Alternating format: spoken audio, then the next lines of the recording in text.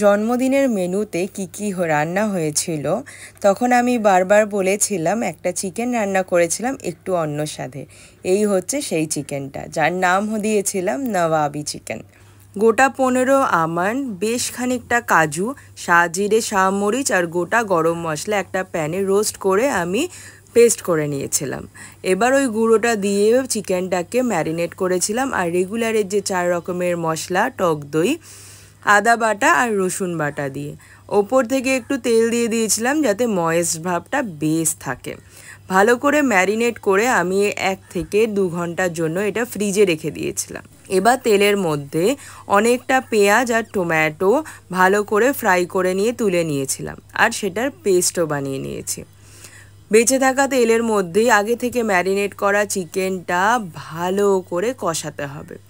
এটাই হচ্ছে আসল, ম্যারিনেট করা আর কষানো। তারপরে পেঁয়াজ আর টমেটোর যে পেস্টটা বানিয়েছিলাম সেটাও দিয়ে দিতে হবে। মাংসটা ভালো মতো সেদ্ধ হয়ে গেলে যদি কারোর জল মনে হয় দিতে, তাহলে একটু গরম করে জল বা গরম দুধ দিতে পারো। দুধ দিলে টেস্টটা কিন্তু বেশ ভালো লাগবে। মাংসটা যখন ভালো করে সেদ্ধ হয়ে যাবে, ওপর থেকে একটু কাসুরি মেথি, 2-4টে চিড়ে রাখা কাঁচা লঙ্কা আর ধনেপাতা দিয়ে দিলেই তৈরি হয়ে যাবে একটা অন্য স্বাদের নবাবি চিকেন।